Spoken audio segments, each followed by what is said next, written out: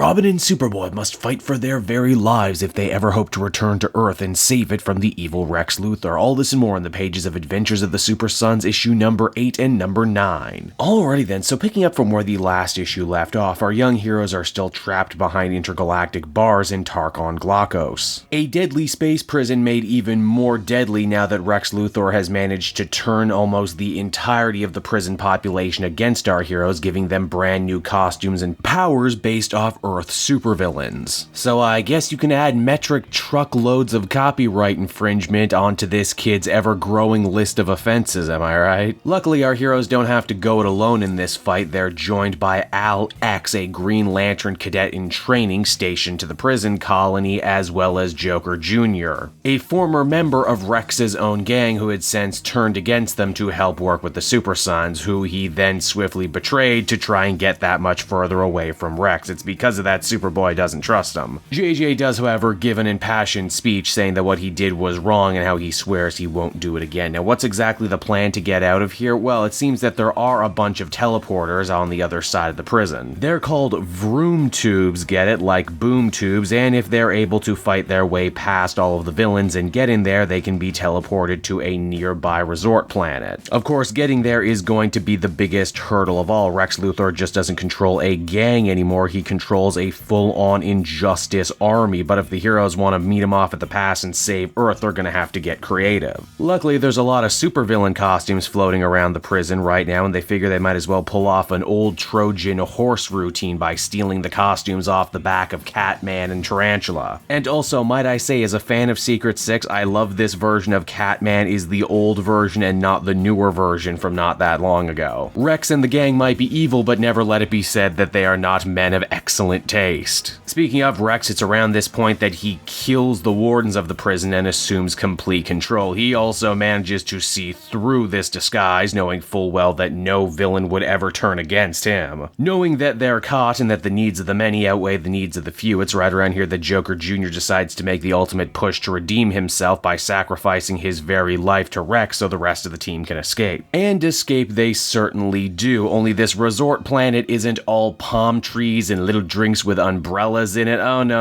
This place decided to take a page right out of Westworld. Right down to the cowboy theming and the robots. Seriously, you know, I made a joke about copyright infringement earlier, but man, HBO gonna sue somebody. And while the Super Sons may have lost a member of their motley crew in Joker Jr., they end up picking up a new friend in the form of Jonah Hex. Well, not the real Jonah Hex, a Jonah Hex robot. Yeah, it would seem that the aliens who built this place have a poor attention to detail because Jonah Hex doesn't look like his regular comic counterpart. Instead, he looks like the version that briefly showed up in Justice League Action with a brown hat and a brown coat. So, you know, instead of being a former soldier in the Confederate Army, Robo-Hex is, you know, just a big fan of Firefly. The boys end up palling around with Jonah Hex for a couple weeks, getting in all sorts of adventures. We discovered that this guy was actually built to be a member of the Planeteers by General Tomorrow, the guy who got the Super Sons locked up in the first place. And while he definitely wants to help the kids escape the planet by stealing a space train, keeping with the Western theming, he knows full well he can't leave even if he wants to because his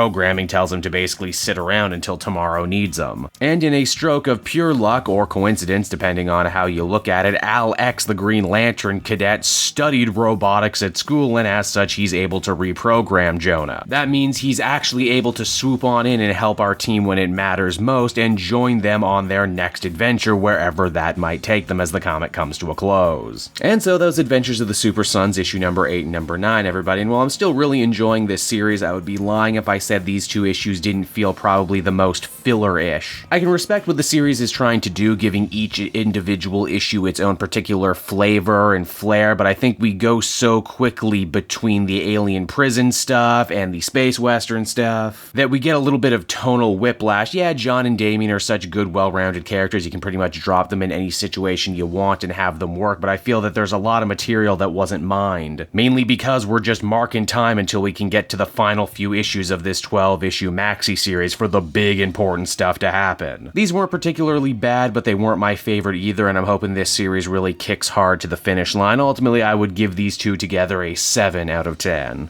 Hey there everyone, it's your old pal Cape Joel again. Thank you so much for watching to the end of the video. I hope you enjoyed it, and if you did, why not check out some of these other videos I have available from the channel. Then you can follow me on Twitter and Facebook at Cape Joel, so you're always up to speed on what I'm doing next. And hey, did you know, outside just making great weekly comic videos, I'm also on several comic book podcasts, some of which are very popular. There's the Weekly Pull, which the shirt I'm wearing right now.